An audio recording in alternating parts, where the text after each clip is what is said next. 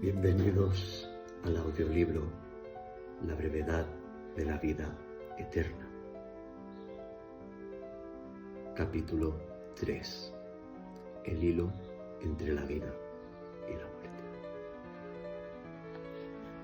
El día que Joe decidió terminar con todo, no había nada extraordinario en el aire, solo el peso habitual de la casa incompleta, más denso esa mañana, como si las paredes mismas lo envolvieran con dedos fríos y huesudos. Las sombras danzaban más rápido en los rincones, proyectando formas que parecían observarlo desde los huecos oscuros, y los ruidos, los pasos, los crujidos se habían convertido en un coro constante que resonaba en su cabeza como un tambor lejano. Estaba agotado, no solo del cuerpo, sino del alma. La soledad lo había desgastado hasta dejarlo como un trapo viejo. El miedo lo había vaciado de toda esperanza, y el zumbido constante en su mente, un murmullo de pensamientos rotos, no cesaba ni con el humo que antes lo calmaba. La marihuana, su fiel escudo, ya no era un escape, solo lo envolvía en una niebla espesa que lo dejaba a la deriva, sin consuelo, flotando en un mar de nada. Joe no era de los que escribían.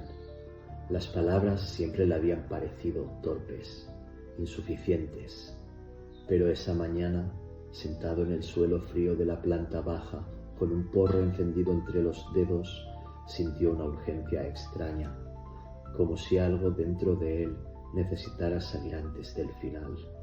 Buscó entre los escombros desperdigados, ladrillos rotos, trozos de madera podrida, y encontró un cuaderno viejo, sus páginas amarillentas crujiendo bajo sus manos temblorosas. Encendió el porro, dio una calada profunda que le quemó la garganta y dejó que las palabras fluyeran, crudas y desordenadas. Escribió sobre la soledad que lo ahogaba como un océano sin fondo, el miedo que lo seguía como un perro hambriento, el vacío que crecía en su pecho como una enfermedad silenciosa. Describió la casa, sus paredes que parecían latir con un pulso propio, sus huecos que lo miraban como ojos ciegos, su aire que olía a polvo y a algo más viejo, más oscuro. Las frases salían torpes, pero sinceras, y al final una línea se clavó en su mente como un cuchillo. Ya no me queda nada, ni siquiera a mí mismo. Cuando terminó, dejó la carta sobre una mesa improvisada, un trozo de madera astillada que había arrastrado desde el exterior semanas atrás. El porro se consumió entre sus dedos y el humo se elevó en una columna gris que se perdió en la penumbra. Se levantó lentamente, cada movimiento pesado, como si la casa intentara retenerlo. Subió al segundo piso, los escalones crujiendo bajo su peso con un sonido que parecía un lamento. Entre los restos de la construcción, vigas expuestas, cables colgando como velas muertas, encontró una cuerda vieja, áspera al tacto, con nudos que contaban historias de abandono. La ató a una viga con dedos sorprendentemente firmes. Pasó el lazo por su cuello y ajustó el nudo con una calma que no reconocía como suya. No había miedo, solo una resignación profunda, un cansancio que lo había consumido hasta los huesos. El mundo afuera estaba muerto para él, borrado de su memoria como un sueño olvidado, y dentro de la casa solo había oscuridad, una oscuridad que lo llamaba con promesas de silencio. Cerró los ojos, respiró hondo por última vez y dio un paso al vacío. Pero no murió. La cuerda se partió con un chasquido seco, como si algo la hubiera cortado desde dentro, y su cuerpo golpeó el suelo de cemento con un impacto que le arrancó el aire de los pulmones. El dolor explotó en su espalda y un sabor metálico, sangre, llenó su boca. Aturdido, se arrancó el lazo del cuello, las manos temblando, ahora no de ansiedad, sino de confusión. ¿Qué había pasado? La cuerda yacía a su lado, deshilachada en un extremo, pero no había señales de desgaste natural. Parecía haber sido rasgada por una fuerza invisible. Se levantó tambaleándose, el corazón latiéndole en las sienes, y bajó las escaleras con pasos torpes, buscando la carta.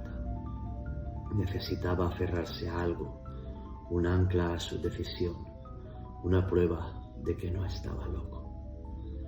No estaba.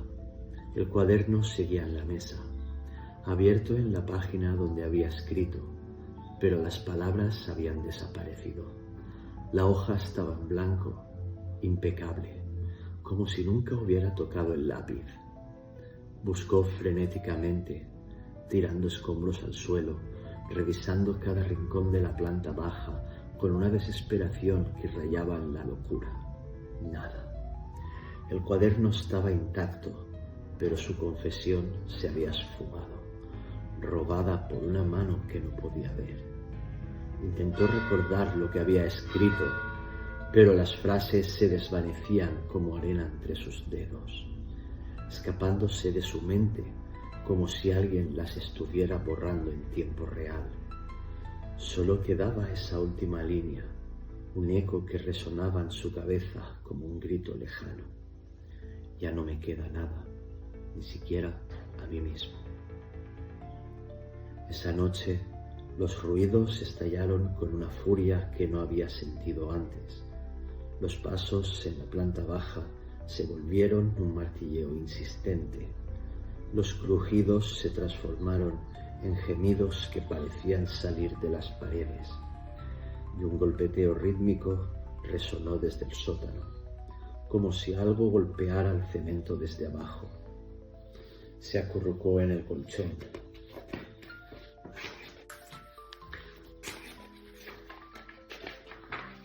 Las rodillas contra el pecho, sin fuerzas para enfrentarlo. Había querido morir, pero algo lo había detenido, algo que lo envolvía como una sombra pegajosa, algo que no lo dejaba ir. Entonces lo oyó, un susurro claro entre el caos de sonidos, su propia voz, pero distorsionada, como si viniera de un lugar profundo y roto dentro de él.